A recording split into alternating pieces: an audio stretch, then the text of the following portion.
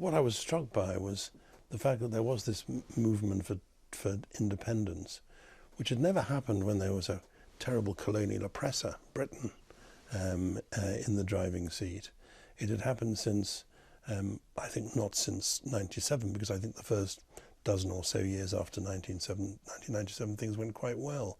But I think there was a real perception that after President Xi Jinping became president, as it were, virtually for life in Beijing, and started to crack down politically, started to centralize economic power and control, row back really on what Deng Xiaoping had been doing.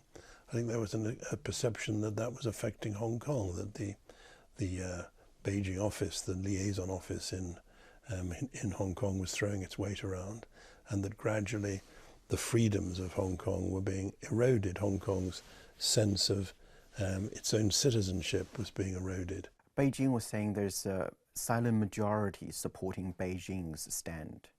Do you think there's a Hong Kong silent majority supporting that? Well, I wonder how much, it's always the case, a totalitarian regime understands what's happening down below among the people. The Chinese foreign minister, who's a highly intelligent man, only a week or so ago was saying the demonstrations were all a result of things being whipped up by the CIA or the British government. The British government couldn't manage a traffic jam in London, let alone organise demonstrations in Hong Kong. And I think that was both insulting to people in Hong Kong and simply failed to understand the degree of concern about the erosion of Hong Kong's freedoms and way of life. How come that 2 million people back in June were on the streets demonstrating? How come that even today, after all these weekends of violence, people are still demonstrating for things they believe in?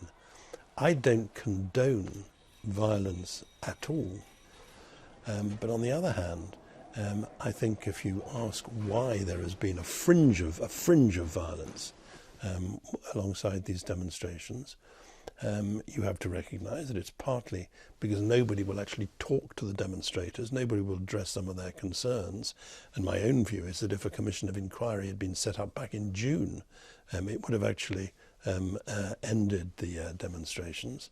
The Beijing media, or state media, labelled you as Black Hand behind the demonstrators, behind the evil intentions. What's your response to those kind of accusations? The idea that kids who were born in many cases way after I'd left Hong Kong are being manipulated by an old 75-year-old former diplomat is so preposterous that nobody of any intelligence should give it any credence, let alone write it. To be fair, that for the over 150 years of rule of Hong Kong by Britain, London has never established democracy in Hong Kong, let alone universal suffrage. It was only implemented in the last minute when you were the governor of Hong Kong. Was very critical by Beijing of your motive. Well, there are two things which you should recognise there, and you know that I'm saying what is true. When Britain, occasionally in the 60s and 70s, a bit later, talked about introducing greater democracy in Hong Kong, who was the biggest critic? Who said this mustn't happen? The Chinese Communist Party. Because they said to Britain, they said, for example, to Macmillan when he was Prime Minister of Britain, they said, you mustn't do that because if people get democracy, like in Singapore or Malaysia or other British colonies, they'll think they're going to have independence, and that's not going to happen. So don't think about developing democratic institutions. One of the most absurd arguments is the suggestion that China was in favour of democracy. It's never been in favour of democracy. And when it came to the very vestigial arrangements we made for fair and free elections before 1997, and I've always been amazed that I've turned into a champion of democracy for trying to do so little. When we were going through those debates, Lu Ping, who was my opposite number, a very decent and good man, and the Chinese Foreign Ministry made it explicitly clear that the development of democracy in Hong Kong after 1997 would be decided by the people of Hong Kong, that they would decide what was going to happen to the elections for the Legislative Council. So don't go telling me that China's really been in favour of democracy and it was just that Britain didn't develop it for 150 years. But because you haven't implemented the system in Hong Kong for democracy, and it's really difficult for you to argue that now to criticize the Chinese not implementing democracy, isn't it? Well, I'm not criticising the Chinese particularly for not implementing democracy. What I'm criticising them for is the squeeze they've put on freedoms right across the board in Hong Kong. And what I'm also saying is that they rolled back the promises. They broke the promises they'd made on developing democracy in Hong Kong. You can't argue against that because it's clear, it's on the record. And I think that was a terrible error. Having said that, I've always made plain that I actually think for 10 years or so after 1997, things went reasonably well. It's in the last few years that they've gone so badly. But the old argument, the old bit of propaganda that, well, you didn't do it all before 1997, so you mustn't criticise us afterwards. How many years is it since 1997? 22? What are the Chinese government doing? What have they done which has actually produced a generation of people who want to be independent of China? Nothing to do with me. These were people who, as I said, many of them were born after I left Hong Kong. Why do they believe in freedom? Why do they believe in the relationship between economic and political freedom? Because they look around the world and they know that that is the best way of securing and sustaining a good way of life.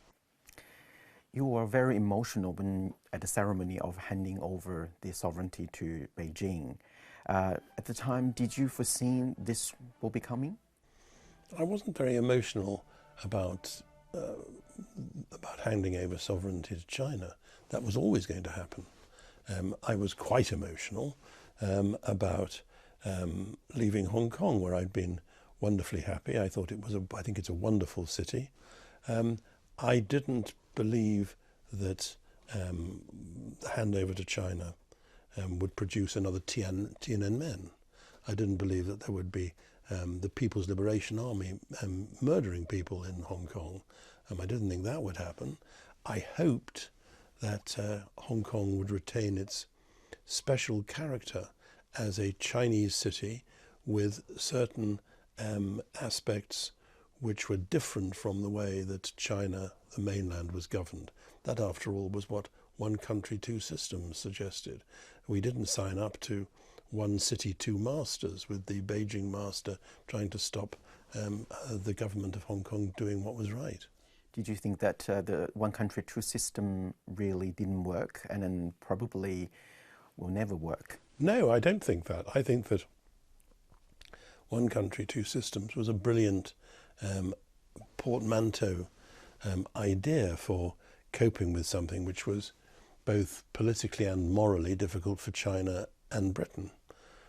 Politically, for reasons we know, the way in which Hong Kong was acquired by Britain in the 19th century, unjustifiable. Politically difficult for